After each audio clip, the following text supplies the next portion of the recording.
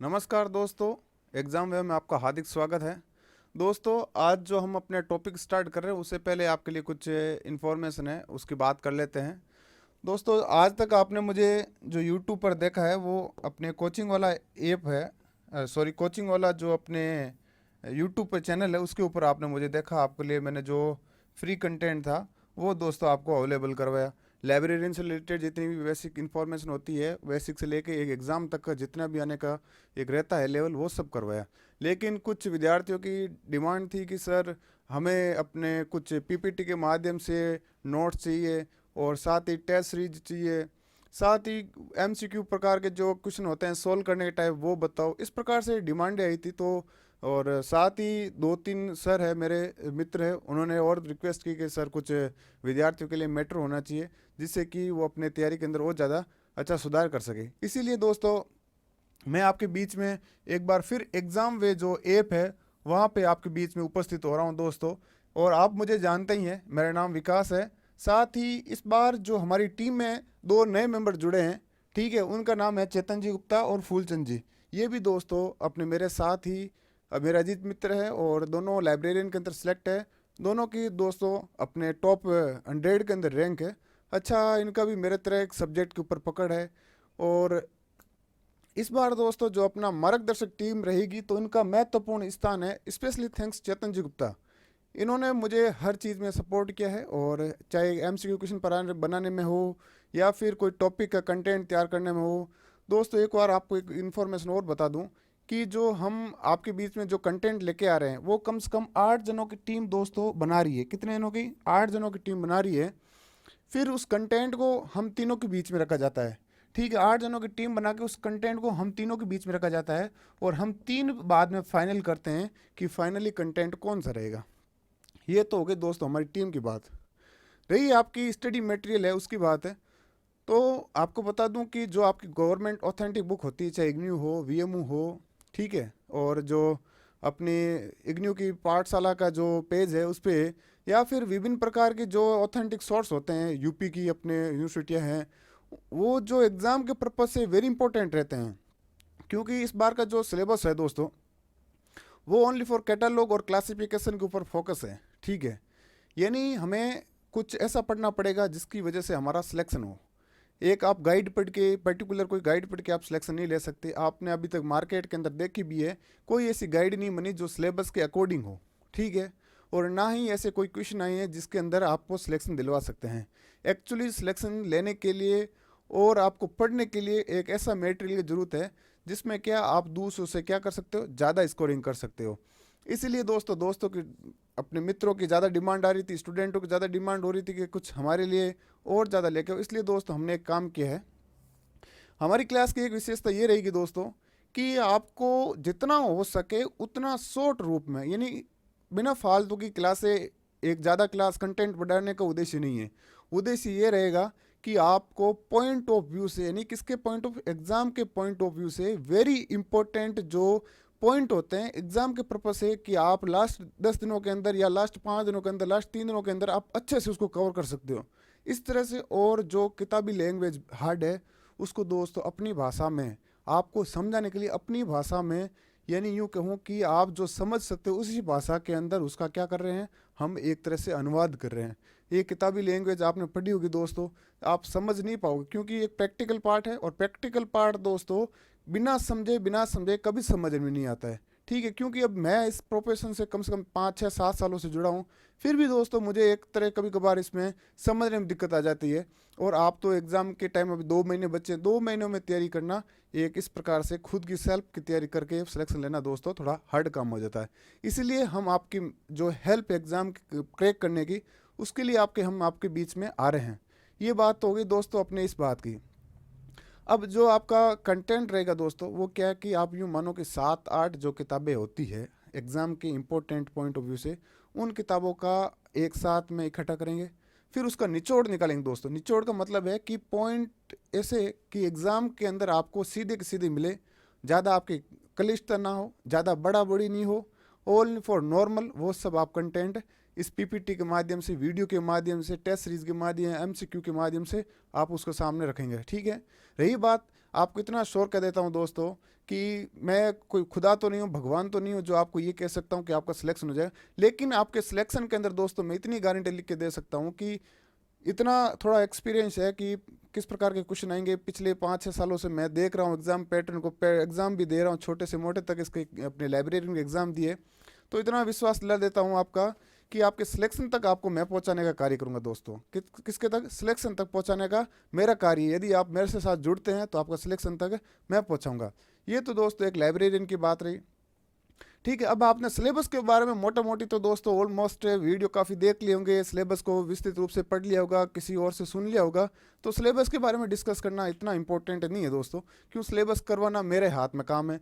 और अब आपके मन में होगी कि सर कितनी क्लास होगी, तो मैं आपको लिख के देता हूँ, मेरा हमेशा एक ही मोटिव रहता है, स्टूडेंटों का समय बचे, व्यर्थ समय बिना फालतू के अंदर स्टूडेंटों का ना खर्च किया जाए। इसलिए दोस्तों मेरा एक टारगेट रहेगा कि मैं 40 क्लासों के अंदर आपका पूरा का पूरा मैटर क्या समेट दूं। 40 घंटे नहीं, 40 क्लासें, जिसमें कोई क्लास 30 मिनट की होगी, कोई 35 की हो सकती है, कोई 50 की हो सकती है। ठीक है, इतने क्लासों के अंदर मैं आपको लिख के दे सकता हूँ, आपको पूरा मैटर आपको मिल जाएगा। ठीक है, और ये तो क्लासों की बात हुई। एमसीक्यू क्वेश्चन के लिए दोस्तों अलग से क्लासें लगेगी। ठीक है, एमसीक्यू क्वेश्चन का जैसे मैं अभी बताऊंगा, मेरे अभी वीडियो के अंदर एमसीक्यू क्वेश्चन किस प्रकार के आपको सॉल्व करने हैं। चारों ऑप्शन है तो चारों ऑप्शन से किस प्रकार हम एक तरह से कह सकते हैं रिवीजन कर सकते हैं पढ़ते टाइम, मैं आपको वो सब बताऊंगा। ठीक है, एमसीक्यू क्वेश्चन हम करेंगे अभी इसी वीडियो के अंदर। उससे पहले ये थोड़ी इन्फॉर्मेशन बात थी लाइब्रेरियन से रिलेटेड, वो आपको बता दी। और दोस्तों जो कोर्स की फीस है वो ओनली फॉर 999 रहेगी। कितनी दोस्तों? 999, यानी कि 999 दोस्तों कोर्स की रेट रहेगी। कितनी? 999। ठीक है, ये तो दोस्त होगी अपनी एक कोर्स की बात है कि कोर्स की अपनी रेट रहेगी 999। कितनी दोस्तों? 999। ये बात होगी हमारी कोर्स की फीस की। अब बात करते हैं हमारी कोर्स के अंदर स्पेशल क्या चीज़ें होगी। कोर्स के अंदर स्पेशल चीज़ें होगी दोस्तों, रिकॉर्डेड वीडियो, यानी आपको हमेशा मैं रिकॉर्डेड वीडियो, एक अच्छा कंटेंट उपलब्ध कराने की कोशिश करूँ। इसका दोस्तों लाइब्रेरियन सब्जेक्ट का। ठीक है, ये बात हुई लाइब्रेरियन। अब एग्ज़ाम जो सिलेबस है, एग्ज़ाम स्कीम है, उसकी दोस्त हम जैसे जैसे पढ़ेंगे वैसे वैसे सिलेबस के साथ में डिस्कस करते जाएंगे। साथ में दोस्तों विशेष बात आपको मिलेगी टेस्ट सीरीज जीके पेपर की। टेस्ट सीरीज जीके पेपर की आपको दोस्तों बिल्कुल भी निःशुल्क है। यानी सब्जेक्ट पेपर के तो दोस्तों सब देते हैं, जहाँ आप कोर्स खरीदते हो वहाँ तो आपको सब्जेक्ट पेपर की मिलती है, लेकिन स्पेशल इस क्लास की एक विशेषता ये रहेगी दोस्तों, वो एक क्या है, जीके की टेस्ट सीरीज आपको बिल्कुल मुफ्त मिलेगी। साथ ही ओल्ड पेपर, जितने भी लाइब्रेरियन के ओल्ड पेपर हो रखे हैं उनको आपको सॉल्व करवाने की कोशिश करूँगा। साथ ही इंपॉर्टेंट एमसीक्यू प्रत्येक टॉपिक छोटा हो चाहे बड़ा हो टॉपिक, प्रत्येक टॉपिक के ऐसे एमक्यू क्वेश्चन लेके आऊँगा आपके बीच में जो एग्जाम के पर्पज से इंपॉर्टेंट हो। फालतू के कंटेंट आपके बीच में लाके आपका टाइम बर्बाद नहीं करूँगा। साथ ही शॉर्ट्स नोट्स मिलेंगे आपको दोस्तों, टॉपिक वाइज क्यूज भी आपको मिलती रहेगी। आप हमारे टेलीग्राम से जुड़िए, टेलीग्राम का नाम दोस्तों आपको यहाँ एग्जाम वे के नाम से मिल जाएगा, वहाँ से जुड़िए और आप हमें इससे, ठीक है, हमारे साथ जुड़िए। और साथ में क्या है कि एग्ज़ाम से पहले 3 दिवसीय लाइव मैराथन आपके साथ में लेके आऊँगा। ठीक है, अब आप बोल रहे होंगे सर 3 दिन पहले क्यों, एग्ज़ाम से 3 दिन पहले क्यों ऐसा? तो दोस्तों इसका पीछे ये रहेगा कि आपको लाइव मैराथन के माध्यम से आपकी जो तैयारी है उस तैयारी को मैं देखना चाहूँगा। साथ ही दोस्तों जो यानी एग्ज़ाम के लिए मोटिवेशन होता है, एक किस प्रकार की सावधानी रखनी होती है, किस प्रकार से पेपर हैंडल करना होता है, ट्रिक होती है पेपर हैंडल करने की, वो सब आपके साथ मैं डिस्कस करूँगा। ठीक है, आपको पहले बता के पहले भी मैं समय समय पर बता रहूँगा, लेकिन एग्ज़ाम से 3 दिन पहले एक ऐसा समय होता है दोस्तों जिसमें स्टूडेंट को क्या मोटिवेशन की ज़रूरत होती है, वो थोड़ा घबराए रहता है, उसको संभालने की ज़रूरत होती है, उसमें आपका मैं पूरा योगदान दूंगा। साथ ही आपको एक चीज़ बता दूँ कि लड़के मेरे को फ़ोन करे थे, सर अपने जो फर्स्ट पेपर है उसके बारे में थोड़ा और हमारे लिए कुछ कंटेंट उपलब्ध करो। तो आपको ये बता दूं कि फर्स्ट पेपर का जो करंट अफेयर है वो आप टोटली आपको यहाँ मिलेगा। क्या मिलेगा? फर्स्ट पेपर का करंट अफेयर, जो फर्स्ट पेपर है उसका दोस्तों करंट अफेयर आपको क्या मिलेगा? टोटली यहाँ मिलेगा। क्या मिलेगा? Current affair. जो करंट अफेयर होता है, ठीक है, करंट अफेयर है दोस्तों, वो क्या मिलेगा यहाँ? करंट अफेयर यहाँ आपको, करंट अफेयर यहाँ से आपको मिल जाएगा। ठीक है दोस्तों, एक तो ये बात होगी। साथ ही दोस्तों आपको यहाँ से और क्या मिलेगा? साथ ही आपको यहाँ से जो भारत और विश्व का भूगोल है, भारत और विश्व का भूगोल, भारत और विश्व का भूगोल है, वो भी दोस्तों आपको यहाँ पे निःशुल्क मिलेगा। किस प्रकार से निःशुल्क मिलेगा दोस्तों? विश्व के भूगोल के अंदर आप महासागर, ठीक है, महासागर हो गया, महाद्वीप हो गया, महाद्वीप हो गया, पर्वत हो गए, पठार हो गया और महत्वपूर्ण नदी हो गई। इसी के अंदर से क्वेश्चन आते हैं दोस्तों। आप विश्व का भूगोल उठा के देख लेना, आपको इसी के अंदर से क्वेश्चन मिलेंगे। बाहर क्वेश्चन यहाँ से बिल्कुल नहीं जाएगा, इंपॉर्टेंट बातें ही आपको यहाँ पढ़ाई जाएगी। साथ में भारत की भूगोल की बात आएगी तो दोस्तों भारत के भूगोल के अंदर, भारत के भूगोल के अंदर भी आपको यहाँ पे अपने जैसे अपने जो भौतिक प्रदेश है, भौतिक प्रदेश के बारे में क्लासें मिलेगी, भौतिक प्रदेश, ठीक है।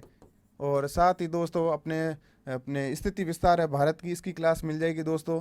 साथ ही दोस्तों, ठीक है, साथ ही बात करें तो आपके इम्पोर्टेंट जो नदी है उसकी बारी क्लास भी यहाँ पे दोस्तों आपको मिल जाएगी, नदियों की क्लास। इस प्रकार से दोस्तों ये भारत और विश्व के भूगोल आपको कवर करने में आपको महत्वपूर्ण भूमिका और हेल्प मिलेगी। साथ ही दोस्तों आपके लिए और कुछ भी लेके आए हैं, वो है राजस्थान जो जीके है, राजस्थान का जो जीके है राजस्थान का, उससे रिलेटेड एमसीक्यू, ठीक है। आपको क्वेश्चन यहाँ मिलेंगे दोस्तों, पूरे पर्सन मिलेंगे आपको, टॉपिक वाइज एक एक क्वेश्चन का चीर फाड़ करेंगे एग्जाम के अंदर से। अधीनस्थ बोर्ड के जितने भी क्वेश्चन आ रखे हैं राजस्थान के पेपरों के अंदर, राजस्थान से रिलेटेड, उन सब का दोस्तों विश्लेषण करेंगे, एक एक को दोस्तों आपके सामने बीच में ला के रखेंगे, ठीक है, जिसका आपका सिलेक्शन हो रखे।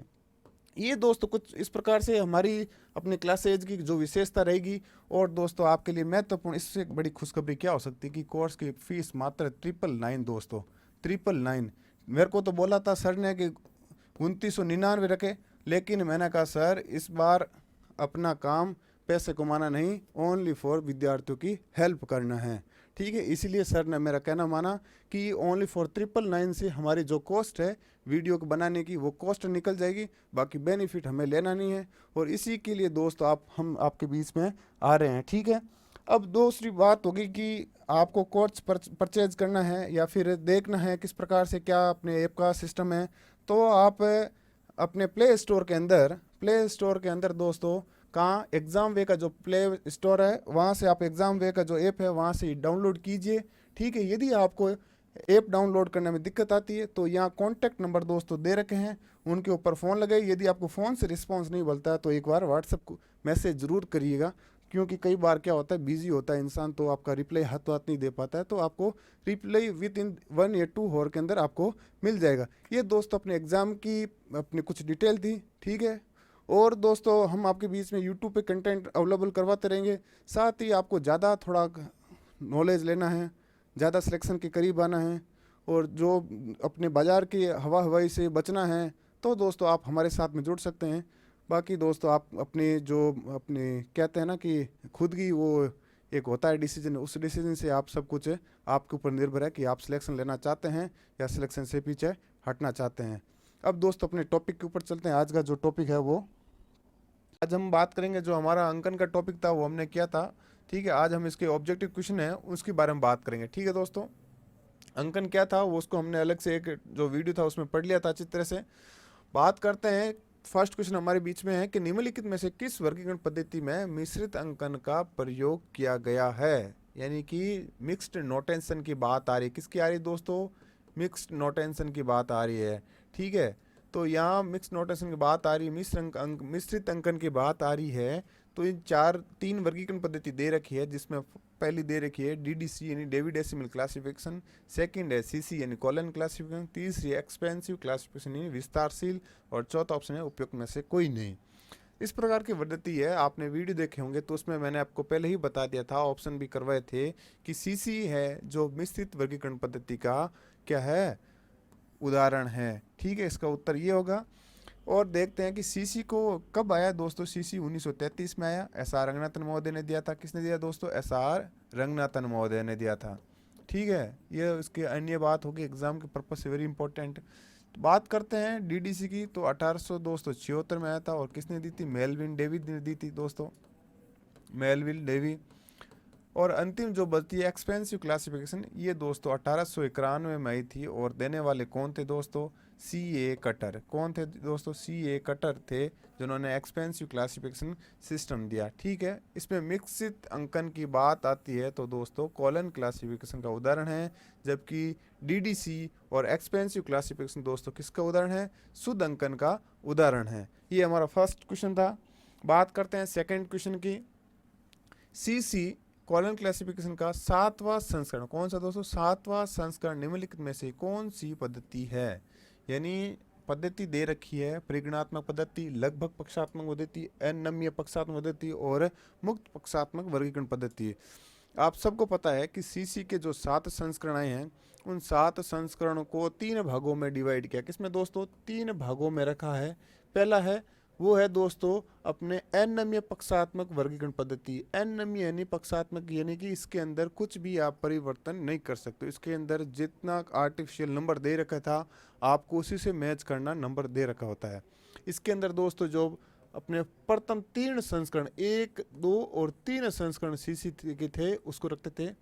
सेकंड नंबर जो अपने सीसी के अंदर जो पार्ट था वो था लगभग पक्षात्मक वर्गीकरण पद्धति। इसके अंदर दोस्तों सीसी के कौन सा? चौथा, 5वां और 6ठा संस्करण रखा जाता था। लगभग पक्षात्मक वर्गीकरण आती तो लगभग यानी आप कुछ परिस्थितियों के अनुसार दोस्तों उसके अंदर आप क्या कर सकते हो? छोटा मोटा उसमें जोड़ घटाव कर सकते थे, ठीक है।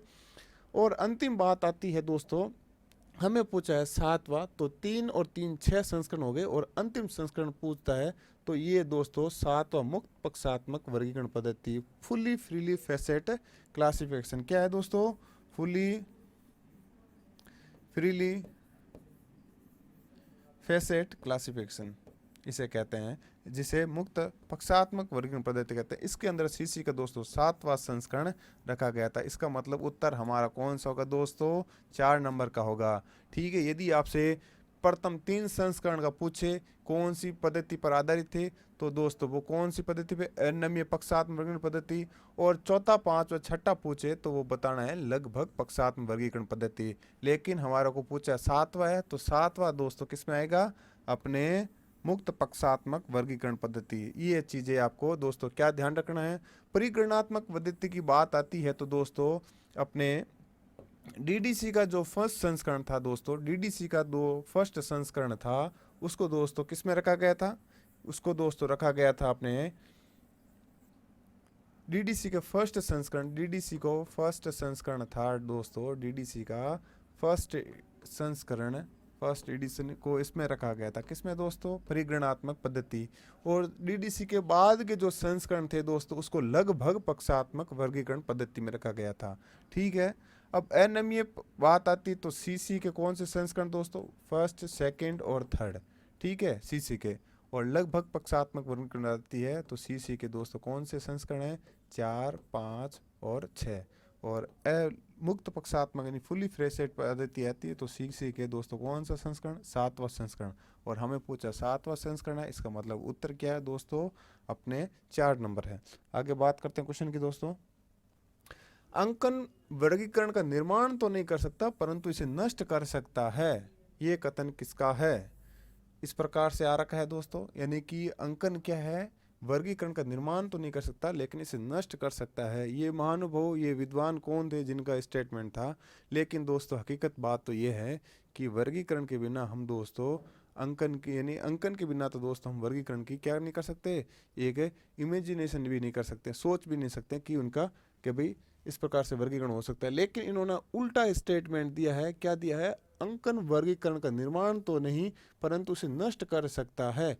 ये कथन किसका है? तो ये कथन दोस्तों एच ई ब्लीस का है। किसका है दोस्तों? एच ई ब्लीस का है। एग्जाम के अंदर दोस्तों क्वेश्चन कई बार आ रखा है और आपके लिए भी वेरी इंपॉर्टेंट है, ठीक है। एस आर रंगनाथन आप सबको पता ही है। एस आर रंगनाथन वर्गों को प्रतिनिधित्व करने वाले शब्दों को क्या कहते हैं? अंकन कहते हैं। क्या कहते हैं दोस्तों? वर्गों का प्रतिनिधित्व, यानी वर्गों का प्रतिनिधित्व करने वाले, प्रतिनिधित्व करने वाले अंकों को क्या कहते हैं? अंकों को क्या कहते हैं दोस्तों? अंकन कहते हैं। अंकों को अंकन कहते हैं। ये इन्होंने परिभाषा दी थी, ठीक है। बात आती है दोस्तों एम ए गोपीनाथ कौन थे? 1973 के अंदर दोस्तों जो एस आर रंगनाथन महोदय विषय निर्माण की विधि दी थी, उनको संशोधन किया था। विषय निर्माण विधि को संशोधन, विषय निर्माण विधि को संशोधन किया था। क्या कहता दोस्तों? संशोधन किया था, ठीक है। ये थोड़ी बातें विशेष है जो आपको ध्यान रखने लायक है। संशोधन, ठीक है। और एच ई ब्लीस दोस्तों जिन्होंने क्या क्या था? ये स्टेटमेंट दिया था कि अंकन किसी वर्गीकरण पद्धति का निर्माण तो नहीं कर सकता लेकिन इसे नष्ट जरूर कर सकता है। अंकन एक संक्षिप्त प्रतीक है, ये शब्द किसका है दोस्तों? तो ये एक शब्द है ईसी रिचर्डसन का। इन्होंने कहा था कि अंकन एक क्या है, संक्षिप्त शब्द है। जैसे पुस्तकालय विज्ञान को 2 नंबर से दर्शाते हैं कि पुस्तकालय विज्ञान, पुस्तकालय विज्ञान ये शब्द है, यानी एक सब्जेक्ट है। इस सब्जेक्ट को दोस्तों किससे डिफाइन कर रहे हैं? 2 से कर रहे हैं। यानी कि अंकन का मतलब क्या होता है? प्रतीक होता है, चिन्ह होता है। यानी इतना ये छोटा सा चिन्ह क्या कर रहा है दोस्तों? एक संक्षिप्त शब्द यानी कि पुस्तकालय विज्ञान को डिफाइन कर रहा है। तो दोस्तों इस प्रकार की जो परिभाषा है वो किसने दी थी? वो दी थी दोस्तों ईसी रिचर्डसन ने। बाकी C A Cutter expansive classification 1891, expansive classification Melvin DDC, ठीक है, 1876 में। इस प्रकार के इनके कार्य है। W.B. शेरविक है, तो इन्होंने दोस्तों वर्गीकरण की परिभाषा देने और वर्गीकरण में महत्वपूर्ण कार्य किया था। बात आती है कॉलन क्लासिफिकेशन के 7वें संस्करण में अंकन पद्धति हेतु कितने योजक चिन्हों का प्रयोग किया गया था? कितने योजक चिन्हों का प्रयोग? योजक चिन्हों की संख्या पूछ रहा है, संख्या। तो संख्या दोस्तों कितनी है? अपने 14, ठीक है, 14 नंबर है। जिन्होंने क्या 7वें संस्करण तक, सीसी के 7वें संस्करण तक, सीसी के 7वें एडिक्शन तक क्या है? योजक चिन्ह दोस्तों, योजक चिन्ह की बात आती है तो कितने हैं? 14 है, ठीक है। आपको ये बातें विशेष है जो ध्यान रखनी है। बात करते हैं नेक्स्ट क्वेश्चन की दोस्तों। तो ये हमारा इंपॉर्टेंट क्वेश्चन है ये दोस्तों, है तो वैसे अपने कह सकते हैं कि कोष्टक भी दोस्तों आपको पता होगा, कोष्टक भी अंकन के अंदर आता है, चिन्हों के अंदर भी आता है। लेकिन ये सब्जेक्ट डिवाइस रिलेटेड क्वेश्चन है, फिर भी मैं आपको समझा रहा हूँ। यहाँ पे सब्जेक्ट डिवाइस का है, ठीक है। ये क्या बोल रहा है? द्विबंधु वर्गीकरण में लघु कोष्टक, जो कोष्टक आप देख रहे हो लघु कोष्टक, ठीक है, इस प्रकार का जो कोष्टक है, लघु कोष्टक का प्रयोग किस विधि हेतु यानी किस डिवाइस हेतु किया जाता है? फर्स्ट है दोस्तों ज्योग्राफिकल डिवाइस, ठीक है, ज्योग्राफिकल डिवाइस है। सेकंड है कालक्रम डिवाइस यानी क्रोनोलॉजिकल डिवाइस। तीस है अध्यारोपण विधि यानी सुपर इम्पोजिशन डिवाइस। और चौथा है दोस्तों सब्जेक्ट डिवाइस यानी विषय विधि। तो इसका उत्तर दोस्तों सीधा सीधा होगा, वो होगा सब्जेक्ट डिवाइस यानी क्या है? विषय विधि के लिए। क्यों किया जाता है? जैसे मान लो कहीं 2 मेन क्लास आ जाती है दोस्तों, एक साथ एक ही चीज़ के अंदर 2 मेन क्लास आ जाती है, ठीक है, 2 प्रकार की मेन क्लास आती है। तो दोस्तों उसको एक मेन क्लास के, जैसे मान लो पुस्तकालय विज्ञान है, ठीक है, पुस्तकालय विज्ञान आ गया, उसके साथ में दोस्तों मेन क्लास क्या आ गई? जैसे अपने दे देते हैं डी मेन क्लास आ गई, इंजीनियरिंग मेन क्लास आ गई। तो इस प्रकार जब पुस्तकालय विज्ञान है 2 नंबर से डिफाइन मेन क्लास डिफाइन करते हैं, इसके साथ में डी इंजीनियरिंग की मेन क्लास और आ रही है दोस्तों ये। तो इस प्रकार जो 2 मेन क्लास के साथ में आ जाती है, तो जो लास्ट वाली मेन क्लास होती है उसको दोस्तों क्या करते हैं? किससे दर्शाते हैं? छोटे कोष्टक से, लघु कोष्टक से दर्शाते हैं। तो ये किसके लिए दोस्तों यूज होता है? ये सब्जेक्ट डिवाइस के लिए, सब्जेक्ट के लिए आता है, सब्जेक्ट इंजीनियरिंग सब्जेक्ट है ना, इसके लिए यूज होता है। तो इसको दोस्तों क्या कहते हैं? सब्जेक्ट डिवाइस कहते हैं। ये तो बात हो गई दोस्तों यहाँ। अब बात करेंगे हम सुपर इम्पोजिशन की। सुपर इम्पोजिशन का मतलब दोस्तों, जहाँ आपका हाइपन का नाम सुना होगा, एक चिन्ह आता है हाइपन। ऐसे एग्जाम के अंदर क्वेश्चन आता है कि सुपर इम्पोजिशन डिवाइस के लिए किस प्रकार के चिन्हों का प्रयोग होता है? तो हाइपन का प्रयोग होता है। किसके लिए? हाइपन। हाइपन यानी कि बीच के अंदर आप एक वो आडी रेखा वाला करते हो ना, उसको हाइपन कहते हैं। जिस प्रकार से ये दिख रहा है आपको, जो लास्ट एग्जाम 2018 का हुआ था उसके अंदर दोस्तों क्वेश्चन ये आ रखा है हाइपन का, ठीक है। सुपर इम्पोजिशन के लिए किसका दोस्तों? हाइपन का यूज करते हैं, इस प्रकार का चिन्ह का यूज करते हैं, ये क्वेश्चन आ रखा है। और एक है क्रोनोलॉजिकल डिवाइस, जो यानी कालक्रम विधि। क्रोनोलॉजिकल डिवाइस जैसे दोस्तों आप मानो कि आप हम आगे पढ़ेंगे, सीसी पढ़ेंगे, तब उसकी टाइम टेबल, जो टाइम का एक टेबल होता है, ठीक है, सबका अपना टाइम टेबल डिफाइन कर रखा है कि 1900 से और 2000 के बीच में आएगा तो किस प्रकार से आएगा। जैसे मान लो मेलविन SR रंगनाथन का जन्म है कब? 1800 अपने 91, ठीक है, 1891 का जन्म है। तो दोस्तों अपने इसको क्रोनोलॉजी डिवाइस से कैसे लिखेंगे? तो 1800 को क्या, 1800 से 1900 बीच के अंदर M यूज करते हैं। किसका? M यूज करते हैं। और 91 जो लास्ट में आता है उसको 91 ऐसे लिख देते हैं, ठीक है। तो ये डिफाइन क्या हो रहा है कि M91 यानी कि 1891, ठीक है। ये इसका ये एग्जाम्पल है किसका दोस्तों? क्रोनोलॉजिकल डिवाइस का। एक आ गया ज्योग्राफिकल डिवाइस। ज्योग्राफिकल डिवाइस का दोस्तों यानी स्पेस के लिए यूज होता है। किसके लिए होता है? जगह के लिए होता है, स्थान के लिए होता है। किसके लिए? स्थान के लिए होता है। और PMEST हमने सुना होगा, PMEST, P यानी पर्सनैलिटी, ठीक है, M यानी मैटर, E यानी एनर्जी, S यानी स्पेस, T यानी टाइम।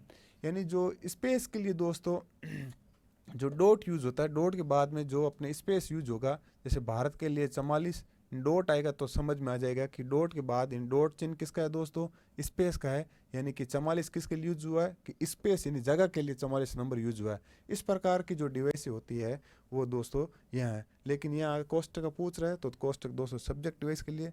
जो डिवाइस है उसको हम आगे नेक्स्ट अपकमिंग वीडियो के अंदर बहुत डिटेल से पढ़ेंगे। साथ में आपको हर क्वेश्चन को मैं इस प्रकार से एक्सप्लेनेशन करूँगा कि आपके एग्जाम के अंदर कोई भी क्वेश्चन गलत नहीं हो। सीईसी के किस संस्करण में रंगनाथन द्वारा मिश्रित अंकन का प्रयोग प्रारंभ किया था? तो वो दोस्तों उत्तर है प्रथम संस्करण से ही एसआर रंगनाथन ने इसका मिश्रित अंकन का प्रयोग कर दिया गया था। ठीक है, मिश्रित अंकन का यानी विभिन्न प्रकार के अंकों का प्रयोग, और प्रथम संस्करण में हो गया था ये चीज़। ठीक है, तो बात करते हैं नेक्स्ट क्वेश्चन की। हमारे वो रहेगा कि किस वर्गीकरण पद्धति में चिन्हों जैसे एक हो गया, @ हो गया, इक्वल हो गया, और मल्टीप्लाई और डेल्टा, इस प्रकार के चिन्ह एक साथ आते हैं, आदि का प्रयोग किस प्रकार के अंकन में पद्धति में किया जाता है? तो दोस्तों हमने इस अंकन का जो वीडियो था उसमें हमने इस प्रकार का उदाहरण देखा था, और वो था दोस्तों मिश्रित अंकन का। किसका? मिश्रित अंकन का। मिश्रित अंकन में क्या होता है कि एक समान प्रकृति के नहीं होते हैं, असमान प्रकृति के होते हैं। क्या होता है? असमान प्रकृति के, यानी अलग अलग जिनका नेचर होता है, उन प्रकार के जो चिन्ह होते हैं वो एक साथ आते हैं, तो दोस्तों उसको किस प्रकार के अंकन कहते हैं? मिश्रित अंकन का। ठीक है, और ये सरल और जटिल कोई दोस्त अंकन होता नहीं है, लेकिन आपको ऑप्शन वैसे दे रखा है। शुद्ध अंकन क्या होता है? जैसे समान प्रकृति, किसके? समान प्रकृति, यानी समान प्रकृति यानी एक जैसे प्रकृति के हो, जो किस प्रकार के? एक जैसे प्रकृति के हो, एक जैसे प्रकृति के, एक जैसे प्रकृति के हो। अब किस प्रकार से बात करते हैं? जैसे 0 से 9 तक हो सकते हैं, जैसे 0 से 9 तक एक प्रकार की प्रकृति हो सकती है, या फिर दोस्तों A to Z एक प्रकार की प्रकृति हो सकती है। इस प्रकार की यदि चिन्हों का प्रयोग होता है तो होता है दोस्तों शुद्ध अंकन होता है। लेकिन यहाँ बात कर रहे हैं इस प्रकार के अंकन का प्रयोग हुआ है, साथ में विभिन्न प्रकार के चिन्ह आए, तो दोस्तों किसका उदाहरण है? मिश्रित, यानी मिश्रित के अंदर क्या होता है? असमान प्रकृति के होते हैं, असमान प्रकृति के चिन्ह होते हैं, असमान प्रकृति के क्या होते हैं दोस्तों? चिन्ह होते हैं। ठीक है, तो हमारा आंसर मिल गया और हम चलते हैं अपने नेक्स्ट क्वेश्चन पे। नेक्स्ट क्वेश्चन है, निम्न में से किस वर्गीकरण पद्धति में मिश्रित अंकन का प्रयोग नहीं हुआ है? आप एक बात ध्यान रखना दोस्तों, जब भी क्वेश्चन करते हो आपके सामने इस प्रकार के क्वेश्चन आते हैं, नहीं है।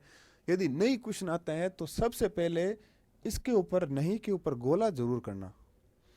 मेरे एग्जाम में आज तक कम से कम 8-10 क्वेश्चन इस प्रकार से गलत हो रखे हैं कि पढ़ने के अंदर माइनर मिस्टेक हो जाती है और पूरा क्वेश्चन गलत हो जाता है। इतना इजी क्वेश्चन की मेरिट से बाहर निकाल देता है आदमी को, बड़ा दुख होता है। इसलिए क्या है कि क्वेश्चन को सोल्व करते ध्यान रखना कि इस क्वेश्चन को इस प्रकार सोल्व करते हो ना, पढ़ते हो ना पेन से, निम्न में से किस वर्गीकरण पद्धति में मिश्रित अंकन का प्रयोग नहीं आते दोस्तों, इसके ऊपर एक गोला कर दो, हुआ है। अब पता चल जाता है हमें कि किस में हुआ है किस में नहीं हुआ है। तो कॉलन क्लासिफिकेशन है ये दोस्तों मिश्रित अंकन का है। ठीक है, मिक्स्ड नोटेंशन का है। सब्जेक्ट क्लासिफिकेशन दोस्तों मिक्स्ड नोटेंशन का है। ठीक है, बिब्लियोग्राफी क्लासिफिकेशन मिक्स्ड नोटेंशन का है। इंटरनेशनल क्लासिफिकेशन ये दोस्तों क्या है? प्योर नोटेशन का है। क्या है दोस्तों? प्योर नोटेशन है, शुद्ध अंकन का है। तो दोस्तों ऑप्शन क्या होगा? डी होगा। ठीक है, 4 नंबर का ऑप्शन है वो दोस्तों इसका उत्तर होगा।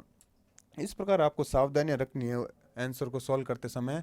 निम्न में से कौन सा अंकन का गुण नहीं है? यानी अंकन के जो गुण मैंने आपको वीडियो के अंदर करवाए थे वो कौन सा नहीं है? एग्जाम के अंदर दोस्तों इस प्रकार का क्वेश्चन आ रखा है और आप इसको सिंपल वे में मत लेना, इस बार भी आपके आ सकता है। तो सरलता यानी अंकन सरल होना चाहिए, ऐसा होना चाहिए, सरल होना चाहिए। ठीक है, जो याद रख सके, संक्षिप्त होना चाहिए, ज़्यादा लंबा चौड़ा नहीं होना चाहिए, स्मृति सहायक यानी वो क्या है याद करने में हमें इजी रहे, जटिलता यानी अंक जटिल नहीं होना चाहिए, अंकन की विशेषता नहीं है। तो ऑप्शन क्या होगा दोस्तों?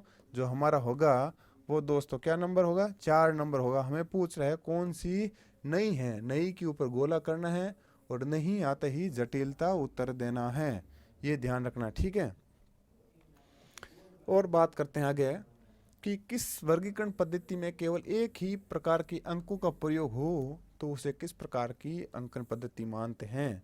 तो शुद्ध अंकन कहते हैं उसको। किस प्रकार अंकन कहते हैं दोस्तों? शुद्ध अंकन। जब बात आती है कि एक ही प्रकार के अंकों का प्रयोग है, एक ही प्रकार के यानी 0 से 9 तक कर लो या फिर A से लेके Z तक कर लो। इस प्रकार के चिन्हों का आप प्रयोग करते हो तो उसे क्या कहते हैं दोस्तों? उसे कहते हैं शुद्ध अंकन। क्या कहते हैं दोस्तों? शुद्ध अंकन कहते हैं। मिश्रित अंकन आप सबको पता है दोस्तों कि मिश्रित अंकन वो होते हैं जिसमें एक समान प्रकृति के नहीं होते, जैसे A to Z यूज ले लिया, ठीक है, 1 से 9 तक ले लिया, सॉरी 0 से 9 तक ले लिया, ठीक है। फिर आप ऐसे करते हो कि @ ले लिया, ठीक है, हैशटैग ले लिया, ठीक है, इक्वल ले लिया, मल्टीप्लाई का ले लिया, या फिर डिवाइड का ले लिया। इस प्रकार के चिन्ह प्रयोग होते हैं दोस्तों, वहाँ क्या आता है? मिश्रित अंकन आता है, ठीक है। आगे बात करते हैं नेक्स्ट क्वेश्चन की ओर बात बढ़ते हैं। निम्न में से किस वर्गीकरण पद्धति में शुद्ध अंकन का प्रयोग हुआ है? अब वर्गीकरण का वापस आ गया और पूछ रहे शुद्ध अंकन का प्रयोग हुआ है, प्योर नोटेशन का पूछ रहे। तो दोस्तों सबसे फर्स्ट ऑप्शन आया है DDC। आपको एक ध्यान रखना है, कई बार बच्चे क्या करते हैं कि ओवर कॉन्फिडेंस के अंदर क्वेश्चन गलत कर देते हैं। गलत कहाँ करते हैं? एक तो है और नहीं है, इनके ऊपर ध्यान नहीं देते हैं।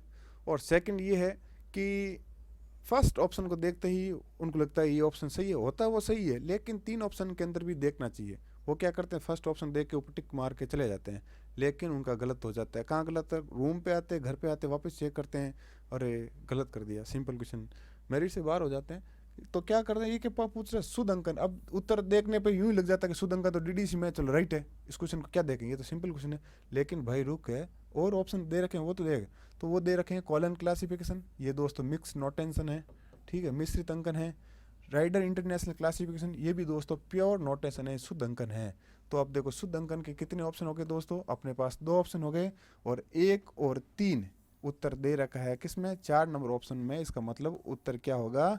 4 नंबर होगा, ना कि 1, ना कि 3। ये दोस्त उत्तर नहीं होंगे। क्यों नहीं होंगे? क्योंकि जब ऑप्शन की बात 2 आ गए तो 2 ऑप्शन दोनों साथ में किस में दे रखे हैं दोस्तों? 4 नंबर में दे रखे हैं। इसलिए आपको ये बातें विशेष रूप से दोस्तों क्या रखनी है? ध्यान रखनी है, एग्जाम के पर्पज से, पॉइंट ऑफ व्यू से गलत नहीं होने चाहिए ऑप्शन। बात करते हैं नेक्स्ट क्वेश्चन की। निम्न में से कौन सा शुद्ध अंकन का गुण नहीं है? ठीक है, यानी कि आपके शुद्ध अंकन का गुण नहीं पूछ रहा है, ठीक है। यदि पूछ रहा होता तो ठीक था, लेकिन इसे नहीं पूछ रहा है, तो आपको इस पे क्या करना है? गोला करना है, ठीक है। शुद्ध अंकन का गुण क्या? सरल है, बिल्कुल सही है, शुद्ध अंकन सरल होता है, इसमें कोई दो राय की बात नहीं। हमने पढ़ा था वीडियो के अंदर। गलतियां नगण्यता, बिल्कुल सही है। जब सरल होगा, पढ़ने में इजी होगा, तो लिखने में इजी होगा, तो गलतियां बिल्कुल भी नहीं होगी। विस्तृत आधार का होना, विस्तृत आधार का होना ये इसकी विशेषता नहीं है। क्यों? इसका आधार क्या होता है? सीमित होता है। क्यों होता है? कि ये 0 से 9 तक, 0 से 9 तक और A से Z तक ही उसमें क्या करते हैं? चिन्हों का प्रयोग करता है, और संपूर्ण ज्ञान जगत का समावेशन इन्हीं चिन्हों में करना पड़ता है। इसलिए क्या होता है? ज्ञान का समावेशन करने में अंदर बहुत सारी प्रॉब्लमें आती है। इन्हीं प्रॉब्लमों को देखते हुए क्या करते हैं? इनको कहते हैं, इसका जो विस्तृत आधार का होना, ये इसकी विशेषता दोस्तों क्या है? नहीं है। क्या है? फिर भी हमें चौथा ऑप्शन भी पढ़ना चाहिए। मैंने अभी बताया था कि ऐसे ऑप्शन दे के उत्तर नहीं बताना चाहिए, हमें चौथा ऑप्शन है वो भी देखना चाहिए। कर्मचारी हेतु विशेष प्रशिक्षण की आवश्यकता नहीं है, बिल्कुल सही है, बिल्कुल नहीं आवश्यकता पड़ती। क्यों? सिंपल है, सरल है, गलतियां नहीं होती, तो इसमें प्रशिक्षण की आवश्यकता नहीं होती है। इसका मतलब हमारा ऑप्शन जो राइट है वो क्या रहेगा दोस्तों? वो रहेगा 3 नंबर। क्या रहेगा? 3 नंबर हमारा उत्तर रहेगा। इस प्रकार के आपके क्वेश्चन एग्जाम में देखने को मिलेंगे। बात करते हैं पुस्तकालय वर्गीकरण का आधार है। अभी मैंने आपको स्टार्टिंग के अंदर जब अंकन पढ़ाया था तो पहले ही बता देता हूँ, वर्गीकरण का आधार दोस्तों क्या होता है? अंकन होता है। क्या होता है दोस्तों? अंकन होता है, ठीक है, अंकन होता है। मूलभूत श्रेणियां दोस्तों PMEST होती, PMEST, ठीक है। उपसूत्र दोस्तों कॉनन है, वो दोस्तों अपने सूचीकरण से रिलेटेड दे रखे हैं संक्रांतन है, ठीक है। सूचीकरण दोस्तों अपने कैटलॉग आगे पढ़ेंगे, लेकिन हमारा जो उत्तर राइट यहाँ दोस्त है वो क्या नंबर है? 3 नंबर का राइट है, ठीक है। बात करते हैं नेक्स्ट क्वेश्चन की। अंकन एक संक्षिप्त शब्द है, ये वापस क्वेश्चन रिपीट हो गया है, लेकिन फिर भी यानी रिपीट हुआ, इसका मतलब ये आपके क्वेश्चन है आने लायक है। आप डबल के ऐसा सोच के ऐसा मत कर देना, आगे मत बढ़ जाना, लेकिन ये क्वेश्चन आपके आने लायक है। पक्का आपको इस प्रकार का क्वेश्चन आएगा, आपको देखने को मिलेगा।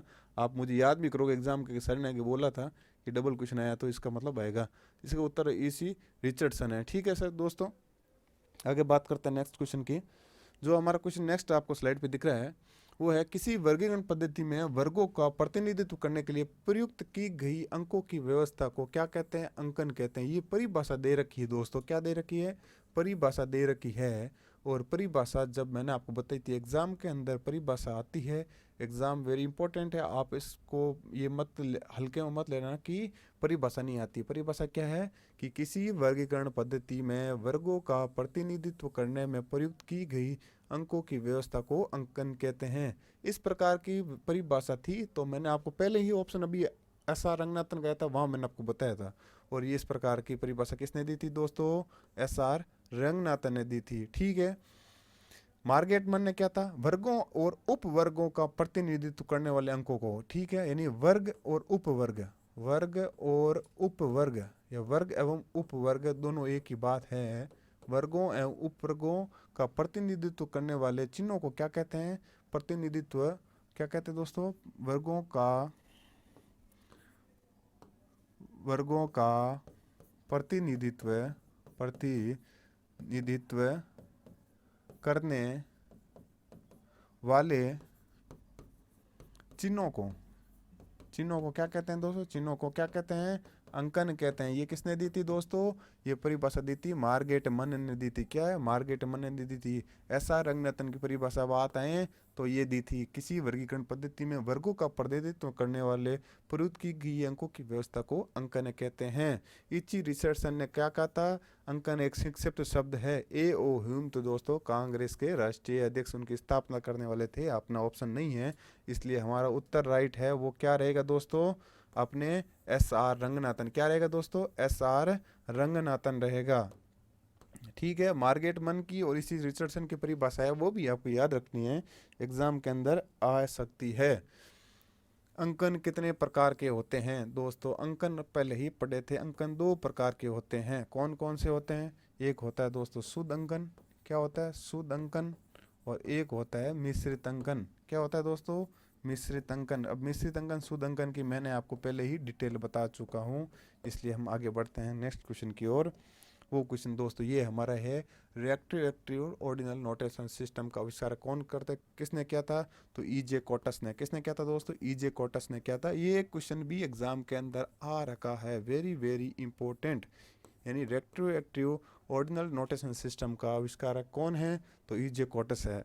तो इस प्रकार दोस्तों आज के सेशन में हमारे जो अंकन से रिलेटेड महत्वपूर्ण जो क्वेश्चन थे उनको देखा, और भविष्य में आपके लिए आपके इस प्रकार से प्रत्येक वीडियो के लिए आपके लिए मैं क्वेश्चन लेकर आऊँगा। हर एक वीडियो के लिए आपको एक क्वेश्चन मिलेंगे, और वादा करता हूँ दोस्तों आपको क्वेश्चन वही दूंगा, आपको वही करवाऊंगा जो पॉइंट ऑफ व्यू से एग्जाम के अंदर इंपॉर्टेंट होते हैं। फालतू के जो क्वेश्चन होते हैं वो आपको नहीं करूँगा। मुझे पता है कि आपका टाइम कितना इंपॉर्टेंट है, और आपका टाइम बिना फालतू वेस्ट करना मुझे बिल्कुल भी अच्छा नहीं लगेगा। साथ ही दोस्तों अपने अपकमिंग वीडियो होंगे उनके साथ में भी आपको इस प्रकार से मैं MCQ क्वेश्चन करवाता रहूँगा। धन्यवाद।